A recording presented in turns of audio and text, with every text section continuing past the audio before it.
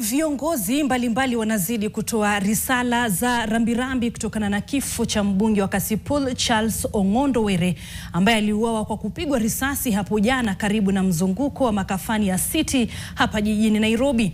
Were alikuwa akilalamika hadharani kuwa maisha yake yalikuwa hatarini na aliweka wazi kwa umma na polisi kuwa alikuwa akiishi kwa hofu, akisema mara kadhaa kwamba alikuwa mtu aliyelengwa kuuawa.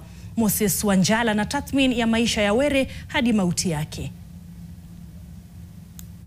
Charles Ong'ondo Were, safari yake ya kisiasa ilinoa nanga mnamo mwaka 2017 alipochaguliwa kuliwakilisha eneo bunge la Kasipul chini ya tiketi ya chama cha ODM na kuhifadhi kiti hicho kwenye uchaguzi wa mwaka 2022.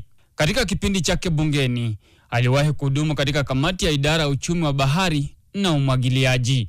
Kabla ya mauti yake hapo jana, mbunge huyo mnamo Februari 8 alipigwa risasi karibu na makavani ya Nairobi kwenye barabara ya Ngong kabla ya saa 2 usiku na kuelezea matukio mawili yaliyoonyesha mtu aliyekuwa na wasiwasi mkubwa kuhusu maisha yake. Siku hiyo Were alikemea ongezeko la visa vya ghasia katika eneo bunge lake, akidai kuwa vilikuwa vikitekelezwa na watu kutoka nje. Na usemi wake wa hivi majuzi akiwa katika mazishi ya mlinzi wa Raila Odinga George Oduor alipotaja kwamba angetamani chama cha ODM kumzika na bendera ya chama endapo maisha yake yangekatizwa.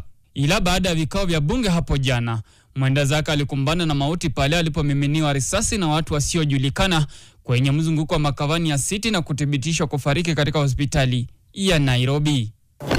Viongozi mbalimbali wakiongozwa na spika wa bunge la kitaifa Moses Wetangula wamelaani kisa hicho na kukitaja kuwa cha ukatili na cha kupangwa na kutaka uchunguzi wa kina kufanya na kuwakamata wahusika. We were just with him in parliament a few minutes ago, and shortly after that we got word that he had been shot dead.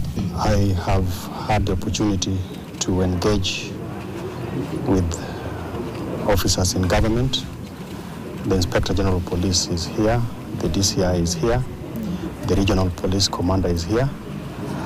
What we have a preliminary report of what transpired, but investigations are ongoing. Hili linajiri siku chache baada ya mwakilishi wadi wa Kasipul Magharibi kupigwa risasi katika eneo la Kisama hapa jijini Nairobi.